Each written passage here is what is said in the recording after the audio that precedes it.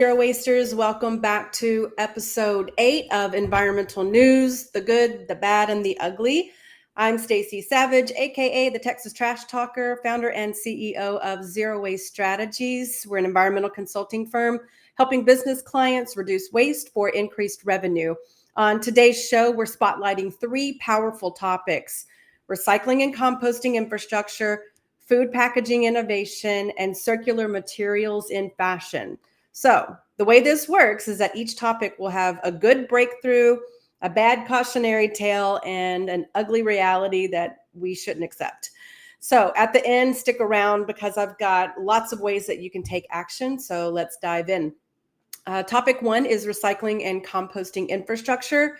Our good story today is closed loop grants igniting composting. So if you want your city to turn kitchen scraps into garden gold, there's a huge win coming for local waste systems. Closed loop partners and the U.S. Composting Council have announced a new grant program helping municipalities expand composting infrastructure beyond just yard waste.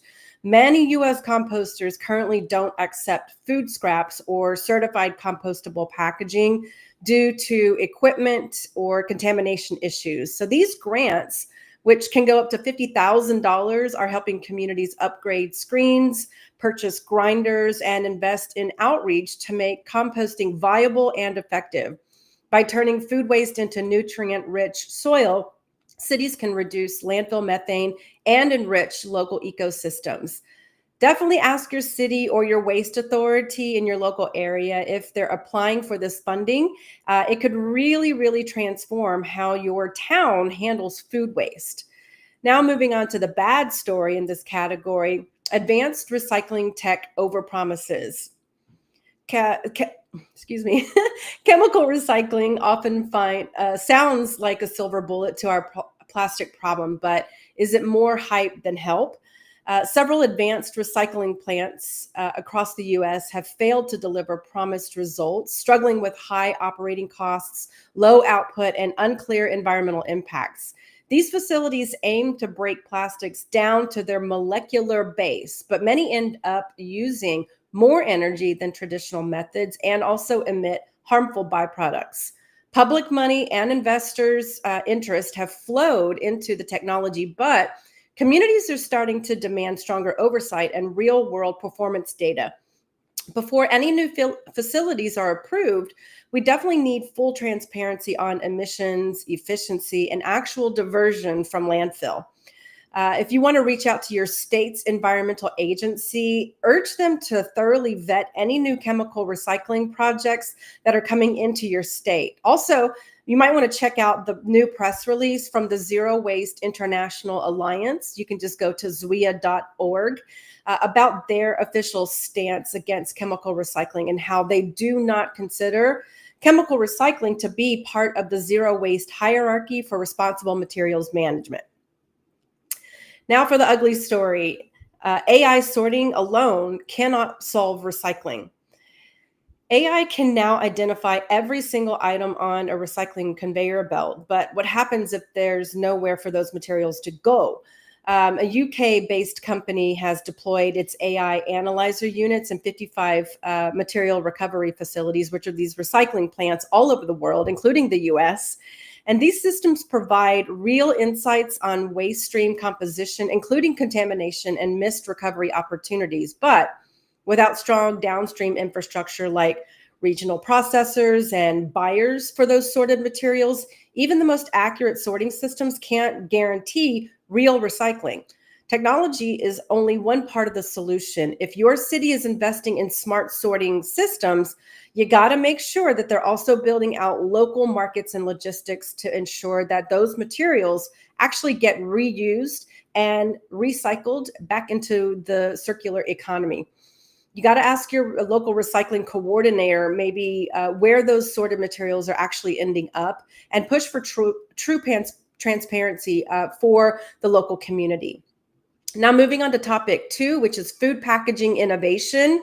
The good story here is millet-based edible cups.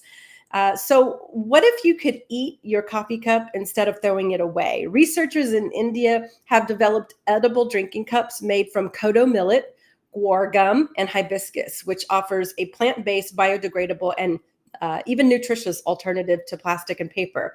The cups cost less than 1 cent to produce and break down very easily in the environment and avoid the long term pollution of traditional to go packaging. With growing interest in edible packaging across the globe, this kind of innovation could have ripple effects in the U.S. food service industry. Definitely want to share this idea with your local coffee shop, maybe your school, the local food vendor, food truck. Maybe it could be a tasty step towards zero waste. They might want to look into this type of compostable packaging for their food. Now, for the bad story in this category is bioplastics are still confusing consumers. So you might think bioplastics are always better, but many of them are very misleading and tough to manage. A growing number of products labeled as bioplastic actually require industrial composting, and still some contain petroleum-based additives. The result? Very confused customers tossing green forks into backyard composters or recycling bins, contaminating entire waste streams as a collective. So without clear product labeling and standards, these items can't be properly sorted, and they often just end up in landfills anyway. So environmental groups are calling for stricter standards and truth in labeling legislation. Before you toss a compostable spoon in the bin, check for legitimate certifications that are actually on that product. And if you're a business considering switching to verified compostable or reusable alternatives, it's definitely something that you can market as a green strategy. Now on to the ugly story in this category is self-destructing plastics create mayhem. So plastics that break down on their own sounds really futuristic until they don't. A company called Polymateria markets additives that help plastics products degrade into a waxy residue within months, but only when it's exposed to a specific highly oxygenated outdoor condition. In reality, most plastic waste ends up buried in landfills or floating in marine environments. Those are places where oxygenated conditions don't exist, or highly oxygenated conditions. So that means that these so-called self-destructing plastics could actually fragment into harmful microplastics without actually disappearing. Now, environmental advocates are pushing for independent testing and regulations to prevent misleading claims that could do more harm than good. Before celebrating biodegradable plastics, ask brands for proof of breakdown timelines and try to support legislation that holds companies accountable for real world performance. Moving on to topic 3 is circular materials and fashion. The good story here is Samsara's enzymes offer infinite fabric recycling. So could your gym leggings, maybe your tank top be recycled forever? That's the new vision behind Samsara Eco, which is an Australian startup now working with Lululemon to scale enzymatic textile recycling across North America. Their technology uses custom enzymes to break down synthetic fibers like polyester and nylon into pure monomers that can be reused again and again without degrading quality. So this is a massive shift from traditional recycling, where fabrics are often just downcycled and into insulation or turned into industrial wipes. So Samsara's plan to open a US-based facility that can process over 50,000 tons of textile waste per year. So ask your favorite clothing brand whether they are participating in these types of take-back programs, and encourage them to do so and explore this kind of enzyme recycling for real circularity. The bad story in this category is eco fabrics that can be too expensive or low quality. So if you've ever bought a sustainable t-shirt that kind of fell apart after one wash or cost twice as much as the usual price, that's really a growing problem in the eco fabric world. Plant-based alternatives to spandex and polyester and cotton often lack the durability. They shrink easily and they're more difficult to mass produce affordably. Lots of brands are stuck, but choosing between high performance and environmental benefit. And many of those small designers just can't make the profitability model or math work. So there's progress being made, though. Real breakthroughs will require partnerships that involve innovators, suppliers, and brands to bring up the quality and the cost down. So as a consumer, you shouldn't settle. So ask brands how they're improving their sustainable fabrics and the performance of those fabrics and how and if you're a business owner, maybe you consider exploring some of the co-sourcing models that support better materials at scale. Moving on to the ugly story in this category is greenwashing in fast fashion still rampant. Just because a shirt says recycled doesn't mean the brand is circular. Most fast fashion labels have launched kind of capsule collections, if you will, that use recycled polyester or cotton, but these account for a very tiny fraction of their total output.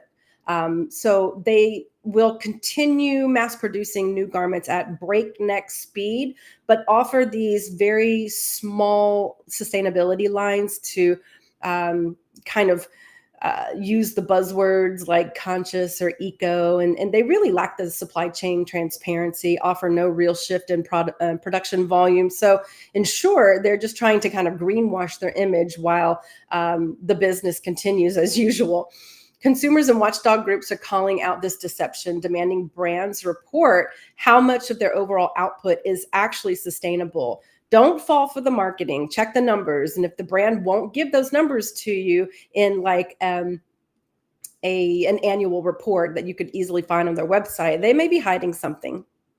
So that's the good, the bad, and the ugly for those three topics. And here are some actions that you can take at home, in your community and your business. So for your home and community, you can urge your city to apply for those composting grants that I just spoke about with the U.S. Composting Council.